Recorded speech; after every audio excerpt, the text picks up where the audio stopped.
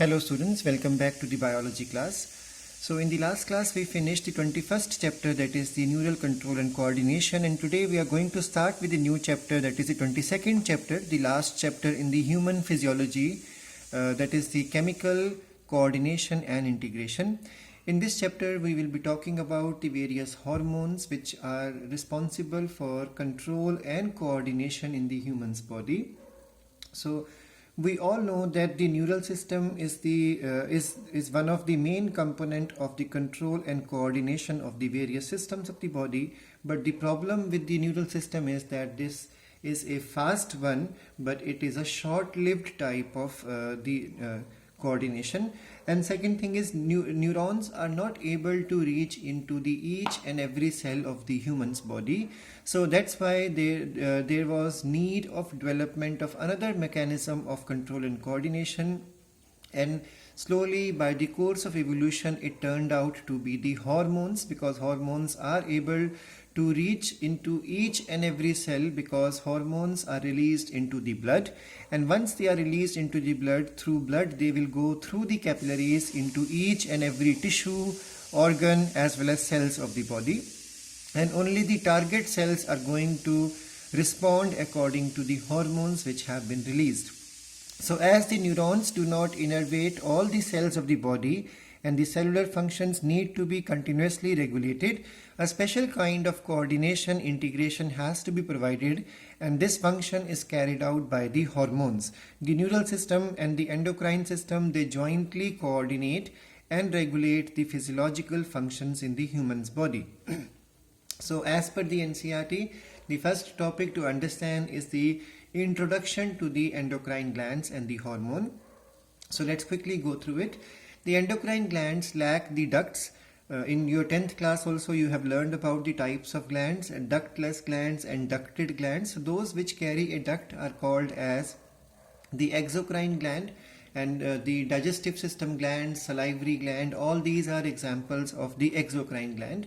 But when we talk about the ductless glands, they are called as endocrine glands, and they do not release their content into the ducts but into the blood straight away, or you can say through lymph it goes into the blood.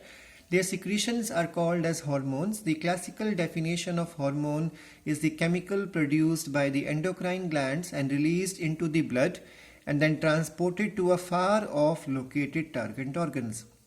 So the target organs of these hormones are far, generally from the point of secretion, and has current scientific definition as that the hormones are the non-nutrient chemicals which act as the intercellular messengers. So they are the messengers which give messages from one cell to the other cell, because endocrine glands carry cells, and from these glands the message goes to another cell, the target cell.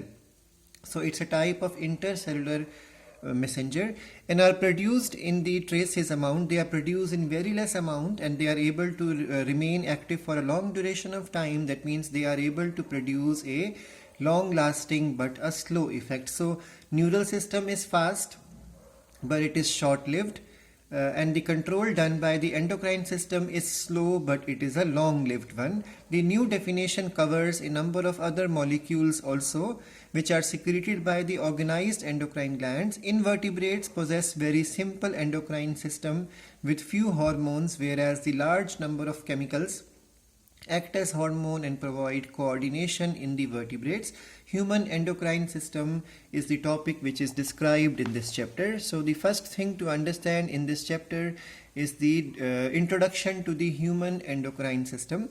This system consists of the glands and the hormones produced by it, and these hormones producing glands can be diffused tissues or cells located in the different parts of the human body, and all of them constitute together the endocrine system.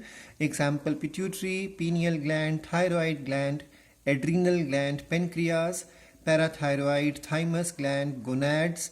Gonads are the testes in the male and the pair of ovaries in the females, are the organized endocrine bodies in the human body.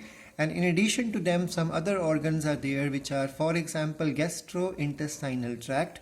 We have liver, kidney, heart also, they produce hormones. So when we pay attention to this diagram, figure number 22.1, we can make out 3 glands are present in the skull or in the brain itself, which are the hypothalamus, the masters of the master, or you can say supermaster gland, and this controls the pituitary is called as the master gland.